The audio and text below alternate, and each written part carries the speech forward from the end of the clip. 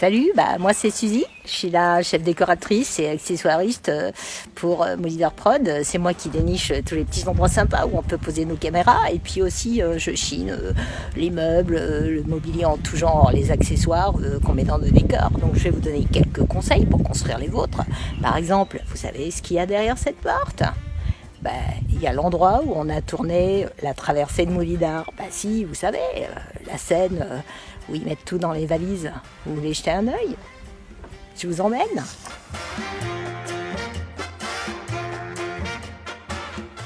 Ouais, c'est dans cette pièce qu'on a fait les prises de vue de la scène clé de la traversée de Moulidar. Et vous allez voir qu'un décor, ça tient pas à grand-chose. D'ailleurs, je vais vous faire un petit tour du propriétaire. Comme vous pouvez le constater, c'est pas très très grand. C'est une petite cabane avec pas mal de bordel. Je reconnais, on n'a pas trop rangé depuis le tournage. Mais comme vous le voyez, c'est pas une question de place, c'est une question d'imagination. C'est bon ? Vous n'avez pas trop le tournis ? Allez, on y va.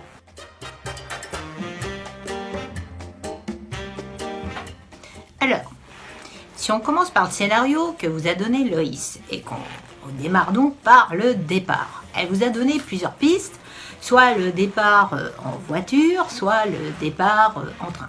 Alors pour le train, on est clair, je suis pas en train de vous demander de construire une gare. Mais si vous habitez à la campagne, vous avez tous une petite gare dans le quartier, non ? Par exemple, nous, à Molitor Prod, notre gare la plus proche, c'est Châteauneuf-sur-Charente. C'est vraiment une chouette petite gare, juste 2 quais. La plupart du temps, il n'y a personne parce que c'est que des TER qui passent. Qu'est-ce qui vous empêche d'y débarquer avec tout ce que dirait Loïs, votre attirail, avec les valises, tous ces trucs-là, et vous faites votre scène. Et puis, même si le chef de gare y passe, enfin, si on peut appeler ça un chef de gare, vous lui expliquez que vous faites un petit tournage. Les gens sont sympathiques ici, ils vous diront oui.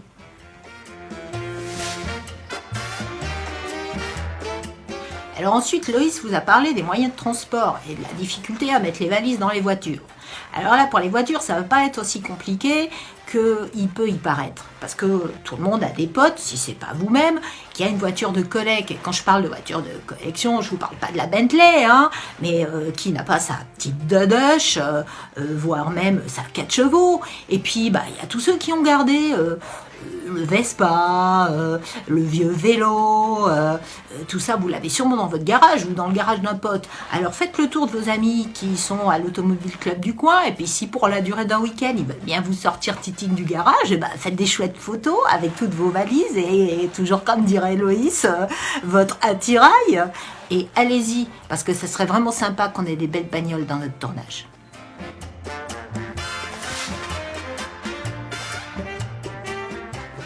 Alors après, il y a la plage.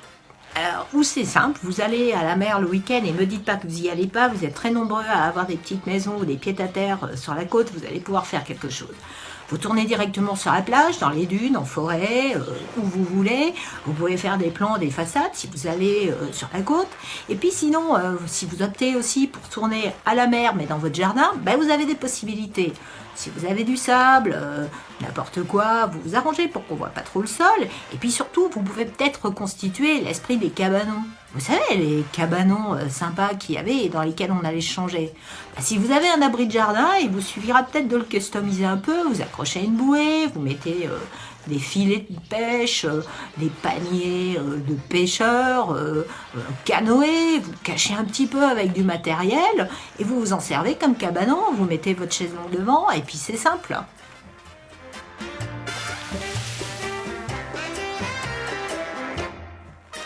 Pour la thématique du camping. Alors là, même problème que pour les voitures, on n'a plus du tout le même matériel aujourd'hui.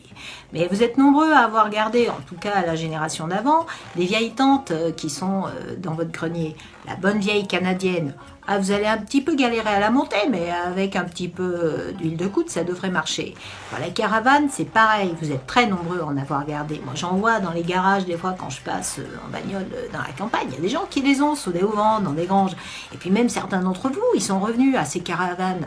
Donc allez-y, là, chez vous, parce que là, vous allez pouvoir déballer tout le matos de pique-nique. Et puis là aussi, il y a du choix. Je vous montrerai quelques exemples. Là chez vous. Mais franchement, qu'est-ce que ça serait chouette de sortir les caravanes, de sortir tout l'attirail. Ah ouais, allez-y, lâchez-vous les potes.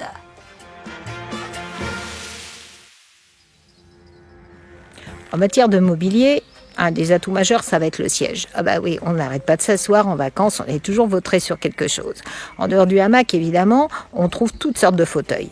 Et je vous ai fait une petite sélection qui vous servira aussi bien pour les scènes de pique-nique, de camping que pour la plage. En matière de mobilier d'extérieur, vous n'aurez que l'embarras du choix. Ça part du petit pliant en bois et en toile avec la rayure de rigueur, le petit fauteuil de jardin d'appoint en tissu, évidemment le fauteuil de camping en tubulure et rayures marines. Ça, c'est le siège un peu plus confortable, on le trouvait dans la maison de campagne. Et puis, Véronique s'en sert comme fauteuil de metteur en scène. Et évidemment, l'incontournable chilienne ou chaise longue. Attention, vous avez droit aux rayures et aux couleurs unies, mais pas de fleurs et de trucs qui soient trop modernes. Et évidemment, le top du top, si vous l'avez dans votre maison de campagne, c'est la jolie chaise longue en canage. Hein. Voilà, vous avez que l'embarras du choix, non ?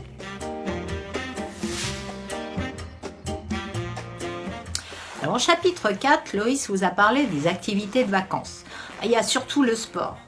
Alors évidemment, fastoche, vous trouvez la raquette de tennis, de badminton, le jokari, ça existe depuis des lustres ce jeu. Faites gaffe à vos yeux quand même. Et puis, vous avez les palmes et le tuba. Hein, pour les jeux d'eau, les jeux de ballon, alors là, hyper facile. Et puis, vous pouvez sortir aussi tous les petits accessoires sympas qu'avaient les gamins quand ils allaient à la plage. Les filets à pêche, les maquettes de bateaux. Tout le monde avait ça. Et puis, le seau, le râteau, la pelle, bref, tous les petits jeux sympas. Amusez-vous avec les coquillages si vous allez vraiment à la plage. Faites des trucs, essayez de vous souvenir comment c'était quand vous étiez petit, parce que ça n'a pas tellement changé finalement depuis cette époque-là, non ?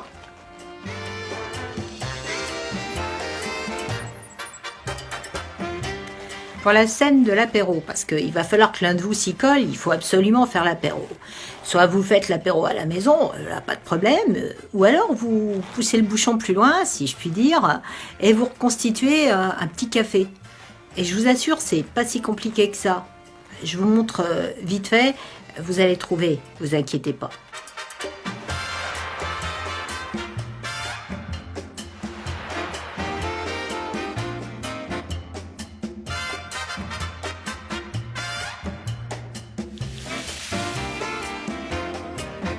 Alors pour le Tour de France, là je reconnais ces challenges, vous avez plusieurs options.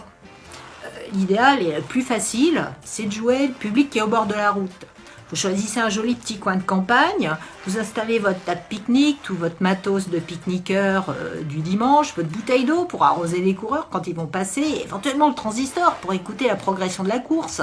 Et vous vous mettez là, au bord de la route, vous prenez vos photos ou vos prises de vue vidéo en évitant qu'il y ait des vraies voitures d'aujourd'hui dans le champ, et allons-y, c'est fait. Évidemment, si vous êtes perfectionniste, vous pouvez peut-être mettre aussi un pote dans la confidence, un mec qui aurait gardé un vélo un peu ancien, un vélo de route, et qui jouera le coureur. Il s'amuse à se grimer, et puis vous le guettez avec la bouteille d'eau pour le rafraîchir. Tournez pas un jour de pluie, sinon ça le fera pas.